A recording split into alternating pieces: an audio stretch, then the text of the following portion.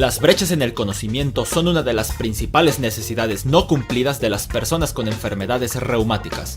Dicho desconocimiento hace que hasta un 70% de las personas con este tipo de padecimientos tengan la percepción de que su vida es gobernada por su condición. Los temas más áridos en cuanto a información compete son los siguientes: causa de las enfermedades reumáticas, efectividad y seguridad de los tratamientos disponibles, el porqué sobre la complejidad del proceso diagnóstico, el beneficio del acondicionamiento físico y los tópicos relacionados al embarazo en mujeres con estas condiciones. Es excelente que estén escuchándome. Soy Daniel Mora, reumatólogo certificado por el Consejo Mexicano de Reumatología, y esto es Articulación Sonora.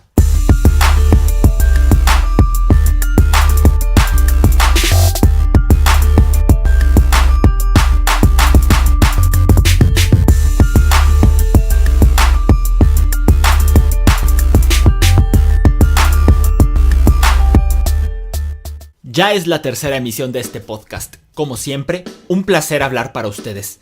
Continuando con el bloque de las necesidades no cumplidas, hoy platicaré acerca de algo que estoy seguro les llega a generar inquietudes y frustración.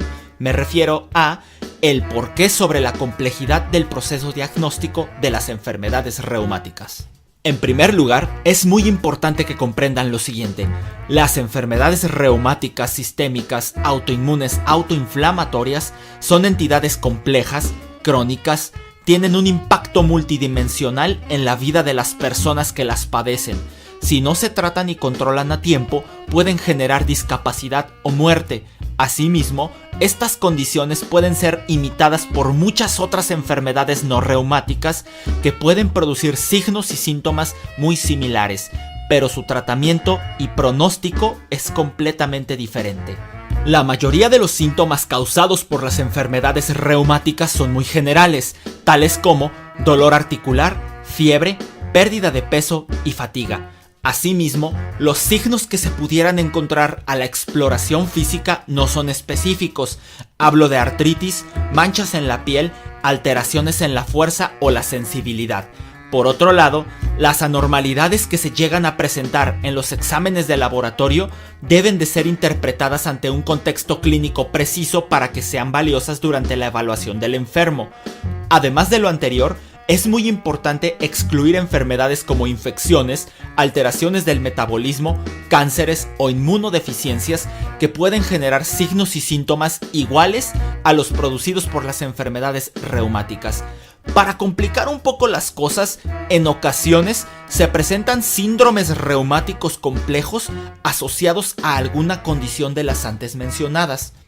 La atención por parte del reumatólogo es esencial para llevar a cabo este proceso de manera eficiente, segura y llegar a la conclusión diagnóstica lo antes posible. Casi todas las personas con enfermedades reumáticas sistémicas, autoinmunes, autoinflamatorias se presentan a buscar atención médica manifestando alguna molestia de las mencionadas previamente. La labor inicial del reumatólogo será verificar si esa molestia es atribuible a un fenómeno de autoinmunidad y, de ser así, identificar si la desregulación del sistema inmune es de causa primaria o secundaria, es decir, si existe o no una condición reumática subyacente que esté produciendo dichas manifestaciones clínicas. Lo anterior implica excluir enfermedades infecciosas, metabólicas y o cánceres que pueden imitar los síntomas de las enfermedades reumáticas. Este proceso puede llevar algo de tiempo y no siempre es sencillo, ya que además de imitar los signos y los síntomas de las enfermedades reumáticas, tanto las infecciones, el cáncer o algunas enfermedades metabólicas pueden generar alteraciones en los estudios de laboratorio muy similares a las originadas por las condiciones reumáticas. Una vez que se ha concluido que existe un fenómeno de autoinmunidad y que éste se encuentra generando signos y o síntomas, se deberá de intentar clasificar a este síndrome dentro de una enfermedad en particular. Lo anterior no será posible de manera inicial en 3 a 5 de cada 10 personas, e incluso deben de saber que estas personas pudieran pasar hasta 5 años en la situación antes mencionada. Estos síndromes se conocen como enfermedad indiferenciada del tejido conectivo, espondiloartropatía indiferenciada y artritis indiferenciada. Solo el paso del tiempo y el seguimiento estrecho por el reumatólogo revelarán qué enfermedad es la que realmente padecerá la persona en un futuro. Sin embargo, los signos y los síntomas de las personas con esta enfermedad ameritarán tratamiento en la mayoría de los casos. En muchas ocasiones, si no es que siempre, esta fase es una de las más difíciles para las personas que padecen la enfermedad, ya que tienen signos y síntomas que impactan en múltiples dimensiones de su vida, como las esferas familiar, laboral, social, sexual, entre otras. Lo anterior puede generar desesperanza, frustración y desesperación, con una sensación persistente de incertidumbre y en ocasiones miedo. En reumatología, existen sociedades internacionales que han publicado criterios para clasificar a las personas con una determinada enfermedad reumática, para que el sujeto afectado pueda ser catalogado dentro de una enfermedad o condición reumática, por ejemplo, lupus eritematoso sistémico, artritis reumatoide, síndrome antifosfolípidos, etc. Este debe de cumplir cierto número de los criterios establecidos para la enfermedad en cuestión. En muchas ocasiones, las personas deben de recibir tratamientos agresivos, aunque no se encuentren clasificadas dentro de una enfermedad en particular. Lo anterior será para evitar el daño irreversible de algún órgano o la muerte. Solo el reumatólogo es quien podrá tomar las decisiones de tratamiento y seguimiento en este tipo de casos. Con respecto a las alteraciones en los estudios de laboratorio, hay varios puntos que tocar. En general, las personas suelen pensar que un estudio de laboratorio determina de manera certera el diagnóstico. Sin embargo, en reumatología esto no es del todo cierto. Las enfermedades reumáticas sistémicas son condiciones autoinmunes, es decir, padecimientos en los cuales el sistema inmune ha perdido la capacidad de reconocer lo que le pertenece al cuerpo de la persona afectada y lo ataca. Dicho autoataque es mediado por diversas moléculas, entre ellas los anticuerpos, que en la situación de enfermedad se conocen como autoanticuerpos, o sea, anticuerpos dirigidos contra partes propias del sujeto.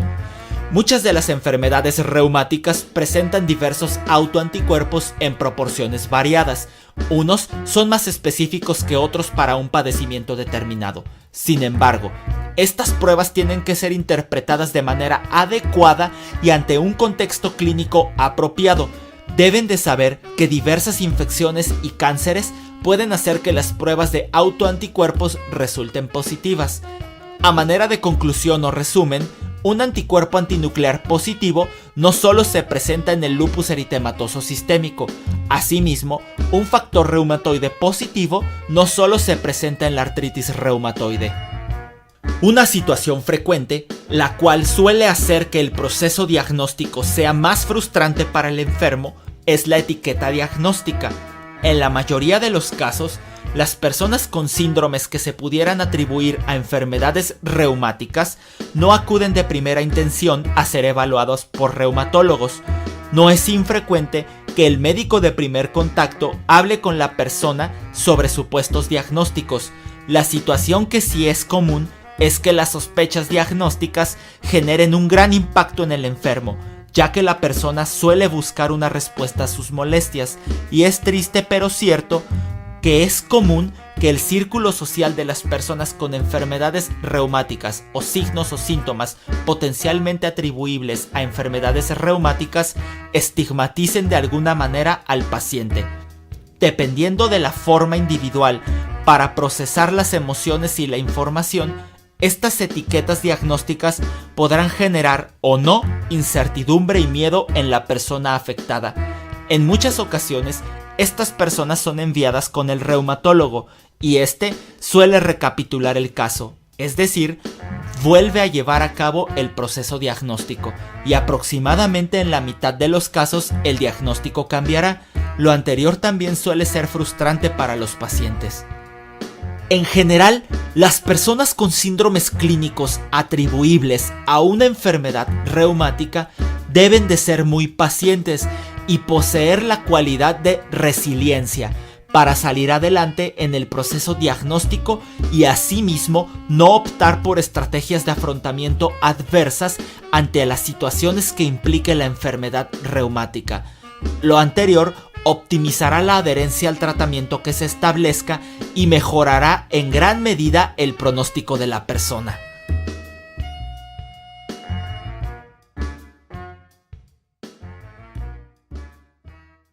Muchas gracias por escuchar esta emisión.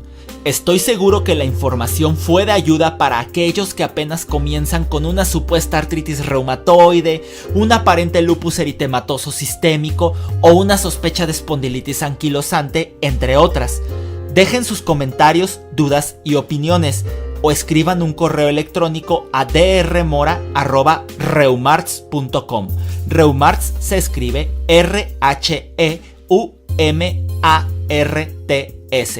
Por favor, permítanme saber qué les ha parecido este proyecto. La mejora constante y los contenidos de calidad son premisa para mí. No olviden suscribirse al canal de YouTube. Soy Daniel Mora, médico reumatólogo, atendiendo con gusto en León, Guanajuato, Morales Vargas Centro de Investigación. Teléfono 477-716-0714. En Guanajuato Capital me encuentran en el Centro Médico La Presa. Llame al 473-102-3100. Mi número celular es 477-401-1085.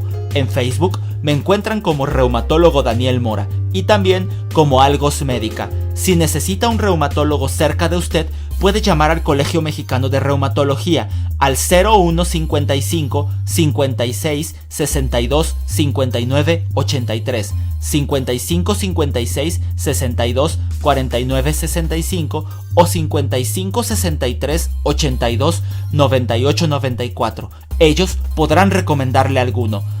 Chao y les deseo lo mejor.